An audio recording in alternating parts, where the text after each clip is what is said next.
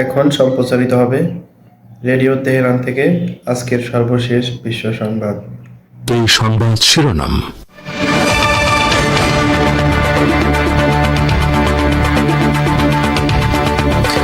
ইরানের শক্তিমত্তা প্রদর্শনের মহড়ায় স্পর্শকাতর স্থাপনাগুলো রক্ষায় নতুন ও অজানা আকাশ প্রতিরক্ষা ব্যবস্থার পরীক্ষা। ইরান ইউরোপের প্রধান কৌশলগত ও নিরাপত্তাগত চ্যালেঞ্জে ইরানের পরমাণু কর্মসূচির বিরুদ্ধে ফরাসি প্রেসিডেন্ট ম্যাক্রনের দেয়া বক্তব্য।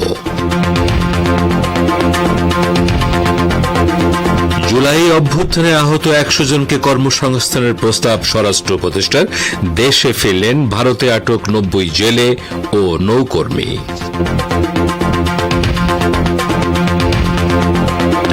এবং দিল্লি বিধানসভা ভোটের তারিখ ঘোষণা, ইভিএম বিতর্কে জবাব দিল কমিশন।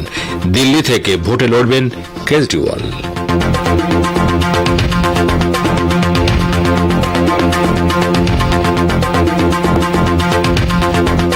আসসালামু আলাইকুম। এতক্ষণ গুরুত্বপূর্ণ সংবাদ শিরোনাম শুনলেন। এবারে বিস্তারিত বিশ্ব সংবাদে আপনাদের স্বাগত জানাচ্ছি। আমি গাজী আব্দুর রশিদ। ইরানের আকাশ প্রতিরক্ষা ব্যবস্থার জয়েন্ট হেডকোয়ার্টারের কমান্ডার ব্রিগেডিয়ার জেনারেল কাদের রাহিম জাদে বলেছেন, সেনাবাহিনী ও ইসলামী বিপ্লবী গার্ড বাহিনী বা আইআরজিসির যৌথ উদ্যোগে ইরানের স্পর্শকাতর স্থাপনাগুলোর সুরক্ষায় নয়া আকাশ প্রতিরক্ষা ব্যবস্থা মোতায়েন করা হয়েছে। আগামী কয়েকদিনের মধ্যে সশস্ত্র বাহিনীর এক যৌথ মহড়ায় শক্তিমত্তার সঙ্গে ইরানের আকাশ সীমা রক্ষা করার বিষয়টি প্রদর্শনের উদ্দেশ্যে এই ব্যবস্থার পরীক্ষা চালানো হবে। জেনারেল রাহিম জাদে আইআরআইবিকে দেয়া এক সাক্ষাৎকারে বলেন, বার্ষিক নিখুঁত পরিকল্পনা ও কর্মসূচির ভিত্তিতে দেশজুড়ে আকাশ প্রতিরক্ষা ব্যবস্থার এই মহড়া অনুষ্ঠিত হবে। আগামী কয়েকদিনের মধ্যে ইরানের সশস্ত্র বাহিনীর শক্তিমত্তা প্রদর্শন করার উদ্দেশ্যে এ মহড়া চালানো হবে। পার্স টুডে জানাচ্ছে, ইরানের আকাশ প্রতিরক্ষা ব্যবস্থার জয়েন্ট হেডকোয়ার্টারের কমান্ডার বলেন, আকাশ প্রতিরক্ষা ব্যবস্থার এ মহড়া হবে বিশাল এবং শত্রুকে ভড়কে দিতে এই ব্যবস্থার নিরাপত্তা সুরক্ষিত রাখতে এটির সক্ষমতার খুব সামান্য অংশ প্রদর্শিত হবে। ইরানের সশস্ত্র বাহিনীর ইকতেদার বা শক্তিমত্তা নামক মহড়া রোববার শুরু হয়েছে এবং আগামী ২ মাস ধরে চলবে। ইরানের আকাশ, স্থল ও পানির সীমানা জুড়ে এই বিশাল মহড়া অনুষ্ঠিত হচ্ছে। ইসলামী প্রজাতন্ত্র ইরান এবং রাশিয়ার মধ্যে চলতি জানুয়ারি মাসের মাঝামাঝি সময়ে দীর্ঘমেয়াদী পূর্ণাঙ্গ সহযোগিতা চুক্তি সই হতে পারে। ইরানের পররাষ্ট্র মন্ত্রণালয়ের মুখপাত্র ইসমাইল বাকাই গতকাল তেহরানের সাপ্তাহিক প্রেস ব্রিফিংয়ে একথা জানিয়েছেন। তিনি জানান, এই চুক্তির নানা দিক রয়েছে। এর মধ্যে সবচেয়ে গুরুত্বপূর্ণ অংশ হচ্ছে বাণিজ্য, অর্থনীতি, জ্বালানি এবং পরিবেশ খাত। এর পাশাপাশি প্রতিরক্ষা এবং নিরাপত্তা বিষয়েও এই চুক্তির আওতায় থাকবে বলে তিনি জানান। বাকাই জানান, গত গ্রীষ্মের প্রথম দিকে চুক্তির খসড়া ইরান ও রাশিয়া অনুমোদন করেছে এবং এখন দুই দেশের প্রেসিডেন্ট চূড়ান্ত চুক্তিতে সঠিক সময়ে স্বাক্ষর করার জন্য অপেক্ষা করছেন। চুক্তির ব্যাপারে আগের বিভিন্ন সময়ের আলোচনার কথা উল্লেখ করে পররাষ্ট্র মন্ত্রণালয়ের মুখপাত্র বলেন, তেহরান ও মস্কোর সম্পর্ক জোরদার করার জন্য আগের সমস্ত ডকুমেন্ট আপডেট করতে হবে। দীর্ঘদিন ধরে ইরান ও রাশিয়া কৌশলগত ঘনিষ্ঠ মিত্র এবং পশ্চিমা কঠোর নিষেধাজ্ঞা থাকা সত্ত্বেও গত কয়েক বছর ধরে দুই দেশ বিভিন্ন ক্ষেত্রে তাদের সম্পর্ক গভীর করেছে। ফ্রান্সের প্রেসিডেন্ট ইমানুয়েল ম্যাক্রন তার ইরান বিরোধী বক্তব্যের পুনরাবৃত্তি করে দাবি করেছেন, ইরানের পরমাণু কর্মসূচি এমন একটি অবস্থায় চলে যাচ্ছে যেখান থেকে আর তাকে ফিরিয়ে আনা সম্ভব নয়। তিনি গতকাল রাজধানী প্যারিসে বিশ্বের বিভিন্ন দেশে নিযুক্ত ফরাসি রাষ্ট্রদূতদের বার্ষিক সম্মেলনে ভাষণ দিতে গিয়ে এই দাবি করেন। তিনি বলেন, ২০১৫ সালে স্বাক্ষরিত পরমাণু সমঝোতা নবায়নের ব্যাপারে আলোচনায় অগ্রগতি না হলে তেহরানের উপর নিষেধাজ্ঞা পুনর্বহালের কথা ভাবতে হবে। ম্যাক্রন ইরানকে ফ্রান্স সহ ইউরোপের প্রধান কৌশলগত ও নিরাপত্তাগত চ্যালেঞ্জ বলে উল্লেখ করেন। ফ্রান্সের প্রেসিডেন্ট দাবি করেন, ইরানের পরমাণু কর্মসূচির গতি বেড়ে যাওয়ায় আমরা এমন একটি অবস্থায় চলে যাচ্ছি যেখান থেকে আর ফিরে আসা সম্ভব নয়। পরমাণু সমঝোতার মেয়াদ আনুষ্ঠানিকভাবে আসছে অক্টোবরে শেষ হয়ে যাবে জানিয়ে ফরাসি প্রেসিডেন্ট বলেন, আমাদেরকে আগামী মাসগুলোতে একথা ভাবতে হবে যে আমরা ইরানের বিরুদ্ধে নিষেধাজ্ঞা পুনর্বহলের দিকে যাব নাকি যাব না। ম্যাক্রন দাবি করেন, ইরানের ব্যালিস্টিক ক্ষেপণাস্ত্র এবং রাশিয়ার প্রতি তেহরানের সমর্থনও ইউরোপের জন্য হুমকি হিসেবে বিবেচিত হচ্ছে। সিরিয়ার পশ্চিমাঞ্চলীয় হোমস প্রদেশের জুলানি বাহিনীর হাতে সাধারণ মানুষের অপহরণ ও গুম হওয়ার ঘটনা অব্যাহত রয়েছে। হোমস শহর থেকে গত প্রায় এক মাসে অন্তত 900 ব্যক্তি গুম হয়েছেন। প্রায় এক মাস আগে সিরিয়ার ক্ষমতা গ্রহণকারী হায়াত তাহরির আশ-শাম বা এইচটিএস এর সশস্ত্র ব্যক্তিরা সাবেক বাশার আল আসাদ সরকারের অনুসারীদের বিরুদ্ধে অভিযানের নামে ব্যাপক ধরপাকড় চালিয়ে যাচ্ছে। শুধুমাত্র হোমস শহর থেকে গত 8 ডিসেম্বরের পর থেকে অন্তত 900 ব্যক্তিকে ধরে নিয়ে গেছে জোলানি বাহিনী এবং তাদের কোনো খোঁজ পাওয়া যাচ্ছে না। আল মায়াদিনের উদ্ধৃতি দিয়ে বাশরে জানাচ্ছে, এমন সময় এসব মানুষকে অবৈধ আটক করে অজ্ঞাত স্থানে নিয়ে যাওয়া হচ্ছে যখন জোলানি প্রশাসনের নির্দেশে সাবেক বাশার আল আসাদ সরকারের সেনাবাহিনীতে কর্মরত সৈনিক ও কর্মকর্তা তাদের অস্ত্রশস্ত্র জমা দিয়ে নিজেদের জন্য নতুন পরিচয়পত্র গ্রহণ করেছিলেন। তাদেরকে ধরে নিয়ে যাওয়া হয়েছে, তাদের বেশিরভাগই এ ধরনের যুবক। এদিকে হোমসের জনগণের সঙ্গে, বিশেষ করে সেখানকার শিয়া জনগোষ্ঠীর সঙ্গে এইচটিএস এর সশস্ত্র ব্যক্তিদের সহিংস আচরণের বিভিন্ন ভিডিও সামাজিক মাধ্যমগুলোতে ছড়িয়ে পড়েছে। মার্কিন সন্ত্রাসী সেনাবাহিনী সিরিয়ার রাকা প্রদেশে একটি অত্যাধুনিক সামরিক ঘাঁটি নির্মাণ করার প্রাথমিক আয়োজন সম্পন্ন করেছে বলে খবর পাওয়া গেছে, কিন্তু এ ব্যাপারে জোলানি নেতৃত্বাধীন সরকার কোনো প্রতিবাদ জানায়নি। সিরিয়ার বিভিন্ন সূত্র জোলানির সবুজ সংকেত নিয়ে দেশটির রাকা প্রদেশের প্রথম স্থায়ী মার্কিন ঘাঁটি নির্মাণের কাজ শুরু হওয়ার খবর জানিয়েছে। পাসপোর্টে জানিয়েছে, মার্কিন বাহিনী ওই ঘাঁটি নির্মাণ করার জন্য গত 3 সপ্তাহ ধরে প্রয়োজনীয় সরঞ্জাম ইরাক থেকে সিরিয়ার নেয়ার কাজ চালিয়ে যাচ্ছে। রিপোর্টে বলা হয়েছে, রাকা শহরের উপকণ্ঠে সিরিয়ার সেনাবাহিনীর একটি ঘাঁটিতে মার্কিন সেনা মোতায়েন করা হয়েছে এবং তারা ওই ঘাঁটির প্রবেশপথ বন্ধ করে দিয়েছে। এর কয়েকদিন আগে জানা গিয়েছিল যে ডেল্টা নামক মার্কিন বিশেষ বাহিনীর সেনারা ইরাকের আল ওয়ালিদ ক্রসিং দিয়ে সিরিয়ার রাকায় প্রবেশ করেছে। এদিকে সিরিয়ার কুর্দি ডেমোক্রেটিক ফোর্স বা এসডিএফ খবর দিয়েছে, দেশটির উত্তরাঞ্চলীয় আলেপ্পো শহরের উপকণ্ঠে তিশরিন বাঁধের কাছে একটি টিলার উপর সেনা ঘাঁটি নির্মাণ করার চেষ্টা করছে তুরস্ক। এসডিএফ এ খবর জানিয়ে বলেছে, তারা নির্মাণাধীন ওই ঘাঁটিতে হামলা চালিয়েছে। আপনারা বিশ্ব সংবাদ শুনছেন রেডিও তেহরান থেকে, আর প্রচারিত হচ্ছে বাংলাদেশ ও ভারতের শর্টওয়েভ 25 মিটার ব্যান্ডে, এছাড়া বিশ্বজুড়ে ইন্টারনেট ও স্যাটেলাইটে।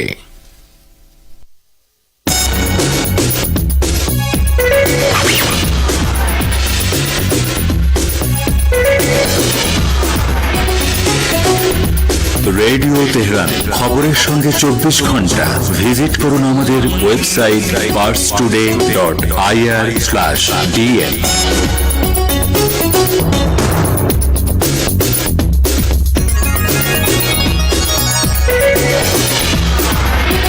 আবারও ফিরে এলাম বিশ্ব সংবাদে।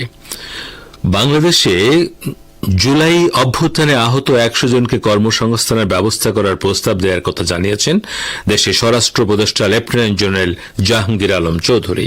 আর রাজধানীর মালিবাগে পুলিশের বিশেষ শাখা ও অপরাধ তদন্ত বিভাগের প্রধান কার্যালয় পরিদর্শন শেষে স্বরাষ্ট্র উপদেষ্টা এই তথ্য সাংবাদিকদের জানান। জাহাঙ্গীর আলম চৌধুরী বলেন, আহতদের সচ্ছলতায় ফেরাতে এই উদ্যোগ নেওয়া হয়েছে। যারা আহত হয়েছেন সবাইকে তো সব জায়গায় দেয়া সম্ভব না। আমাদের প্রস্তাবে যাকে যেখানে সম্ভব সেখানে তাদের কর্মসংস্থানের ব্যবস্থা করার কথা বলা হয়েছে। অর্থ পাচারকে বিগত সরকারের সময় সবচেয়ে বড় সংকট হিসেবে আখ্যায়িত করেন স্বরাষ্ট্র উপদেষ্টা। তিনি বলেন, আওয়ামী লীগ সরকার সবচেয়ে বেশি মানি লন্ডারিং করেছে। এদিকে ভারতে আটক 90 জন বাংলাদেশি জেলে ও নৌকর্মী অবশেষে স্বজনদের কাছে ফিরেছেন। দুই দেশের মধ্যে দ্বিপাক্ষিক চুক্তির ভিত্তিতে একটি বন্দি বিনিময় কর্মসূচির অংশ হিসেবে এই বাংলাদেশিদের ফিরিয়ে আনা হয়। একইভাবে গত অক্টোবরে আটক হওয়া 95 জন ভারতীয় জেলে ও নৌকর্মীকে মুক্তি দিয়েছে বাংলাদেশ। ভারতের দিল্লি বিধানসভা নির্বাচনের তারিখ ঘোষণা করেছে দেশটির নির্বাচন কমিশন। আজ সংবাদ সম্মেলনে কমিশন জানিয়েছে আগামী 5 ফেব্রুয়ারি দিল্লি বিধানসভা নির্বাচন অনুষ্ঠিত হবে। 8 ফেব্রুয়ারি ভোট গণনা হবে। মামলা বিচারাধীন থাকার কারণে বসিরহাটের উপনির্বাচন এখন হবে না বলেও জানিয়েছে কমিশন। তবে তারিখ ঘোষণার আগে থেকেই রাজধানীতে নির্বাচনের হাওয়া বইতে শুরু করেছে। বিজেপি প্রাথমিকভাবে 70 আসনের মধ্যে 29 আসনে প্রার্থীদের নাম ঘোষণা করেছে। অন্যদিকে লোকসভা নির্বাচনে কংগ্রেসের সঙ্গে জোট করলেও বিধানসভায় একলা চলনীতিতে এগোচ্ছে আম আদমি পার্টি বা আপ। সব আসনে প্রার্থীর নাম ঘোষণা করেছে অরবিন্দ কেজরিওয়ালের দল আপ। দলটি জানিয়েছে বিধানসভা নির্বাচনে মুখ্যমন্ত্রী প্রার্থী হিসেবে নয়াদিল্লি থেকে প্রতিদ্বন্দ্বিতা করবেন দলের সুপ্রিমো অরবিন্দ কেজরিওয়াল। কমিশন জানিয়েছে আগামী 10 জানুয়ারি নির্বাচনের বিজ্ঞপ্তি জারি করা হবে। মনোনয়ন জমা দেওয়ার শেষ তারিখ 17 জানুয়ারি। পরের দিন বাছাই এবং 20 জানুয়ারি পর্যন্ত মনোনয়ন প্রত্যাহার করা যাবে। কমিশন ইভিএম সম্পর্কিত বিতর্কে জবাব দিয়ে বলেছে 42 বার আদালত ইভিএম এর উপর ভরসা রেখেছে। এদিকে পশ্চিমবঙ্গের মুখ্যমন্ত্রী মমতা বন্দ্যোপাধ্যায় বলেছেন সাধারণ জ্বর নিয়েও একটি মহল HMPV ভাইরাস বলে আতঙ্ক ছড়াচ্ছে। তিনি আশ্বাস দিয়ে বলেছেন এই ভাইরাস মারাত্মক ক্ষতিকর কিছু নয়, এতে আতঙ্কিত হওয়ার কিছু নেই। আজ হাওড়ার একটি স্টেডিয়ামে রাজ্যবাসীকে আশ্বস্ত করে মুখ্যমন্ত্রী বলেন একটি বিশেষ চক্র HMPV ভাইরাস নিয়ে উদ্দেশ্যমূলকভাবে আতঙ্ক ছড়াচ্ছে। এ বিষয়ে আতঙ্কিত না হওয়ার জন্য তিনি জনগণের প্রতি আহ্বান জানান। গতকালও একই বিষয়ে আশ্বস্ত করেন এবং তার সরকারের নেয়া স্বাস্থ্য সাথী ব্যবস্থার প্রতি আস্থা রাখার কথা বলেছেন। উল্লেখ্য সম্প্রতি কর্ণাটকে 2টি, গুজরাটের 1টি, তামিলনাড়ুর 2টি ও কলকাতার একটি শিশু শরীরে HMPVর সংক্রমণ ধরা পড়েছে। ইহুদিবাদী ইসরায়েলের বর্বর সামরিক বাহিনীর আরো 2 সদস্য নিহত হয়েছে। এছাড়া আরো 2 সেনা আহত হয়েছে যাদের অবস্থা গুরুতর। টাইমস অফ ইসরায়েল জানিয়েছে উত্তর গাজার বেইত হানুন এলাকায় হামাসের সামরিক শাখা ইজ্জাদ্দিন আল কাসাম ব্রিগেডের হামলায় নাহল ব্রিগেডের সব সেনা হতাহত হয়। নিহত 2 সেনার মধ্যে একজনের পরিচয় পাওয়া গেছে, যার নাম ক্যাপ্টেন এইটান ইসরায়েল শিকানজি। এই সেনা নাহল ব্রিগেডের 932তম ব্যাটালিয়নের ডেপুটি কোম্পানি কমান্ডার হিসেবে দায়িত্ব পালন করছিল। নিহত অপর সেনার নাম এখনো জানা যায়নি। এদিকে ইহুদিবাদী ইসরায়েলের অবৈধ অধিবাসীদেরকে রাতে শান্তিতে ঘুমাতে চাইলে ইসরায়েল বা ফিলিস্তিনি ভূখণ্ড ত্যাগ করার আহ্বান জানিয়েছে ইয়েমেন। সানা হুঁশিয়ারি উচ্চারণ করে বলেছে ইয়েমেনের সশস্ত্র বাহিনী ইসরায়েল বিরোধী হামলা বন্ধ করবে না। ইয়েমেনের জনপ্রিয় হুথি আনসারুল্লাহ আন্দোলনের পদস্থ কর্মকর্তা হিজাম আল আসাদ গতকাল সামাজিক মাধ্যম এক্সে প্রকাশিত এক পোস্টে এ হুঁশিয়ারি দিয়েছেন। পোস্টে তিনি বলেন ইসরায়েলের অধিবাসীদের মধ্যে যারা রাতে শান্তিতে ঘুমাতে চায় তারা যেন সাইপ্রাস অথবা ইউরোপে তাদের পিতৃপুরুষের দেশে চলে যায়। ইয়েমেনের এই পদস্থ কর্মকর্তা বলেন গাজা উপত্যকায় দখলদার ইহুদিবাদী বাহিনী যতদিন গণহত্যামূলক যুদ্ধ বন্ধ না করবে ততদিন ইয়েমেনের সশস্ত্র বাহিনী ইসরায়েলি ভূখণ্ড লক্ষ্য করে হামলা চালিয়ে যাবে। শ্রোতা বন্ধুরা, আমাদের নিউজ ডেস্কে এখনকার মতো এই ছিল সর্বশেষ খবর। এতক্ষণ আমাদের সাথে থাকার জন্য অনেক অনেক রেডিও তেহরান থেকে। শ্রোতা বন্ধুরা, এবারে আমন্ত্রণ জানাচ্ছি সংবাদ ভাষের অনুষ্ঠান দৃষ্টিপাতে। ইরাকের সাবেক প্রধানমন্ত্রী এবং ইসলামিক দাওয়া পার্টির সেক্রেটারি জেনারেল নুরি আল মালিকি পশ্চিম এশিয়ার মুসলিম দেশগুলোকে খণ্ড বিখণ্ড করার ইসরায়েলি ষড়যন্ত্রের বিরুদ্ধে সতর্ক করে দিয়েছেন। এ প্রসঙ্গে বাগদাদের জুমার নামাজের ইমামও এই অঞ্চলের বিরুদ্ধে শত্রুদের নতুন চক্রান্তের কথা উল্লেখ করেছেন। এ সম্পর্কে এখন রয়েছে আমাদের ভাষ্যকারের একটি পর্যালোচনা। পড়ে শোনাচ্ছেন সহকর্মী রেজওয়ান হোসেন।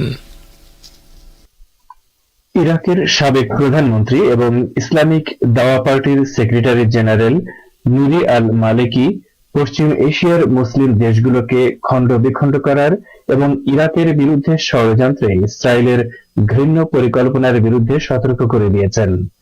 প্রকৃতপক্ষে পশ্চিম এশিয়া অঞ্চল জটিল ও সংকটময় পরিস্থিতির মধ্য দিয়ে যাচ্ছে। গাজা ও লেবাননের বিরুদ্ধে ইসরায়েলি আগ্রাসনের পর ইসরায়েল মার্কিন পরিকল্পনায় সিরিয়ার আসাদ সরকারেরও পতন ঘটে এবং বিস্ময়করভাবে সন্ত্রাসী ও সশস্ত্র বিরোধী দল সিরিয়ার ক্ষমতা দখল করে। পার্স টুডে জানায় সিরিয়ার দৃশ্যপটের এই পরিবর্তনে এই অঞ্চলের দেশগুলো খুবই উদ্বিগ্ন এবং সবার মধ্যে সতর্কতা বেড়েছে।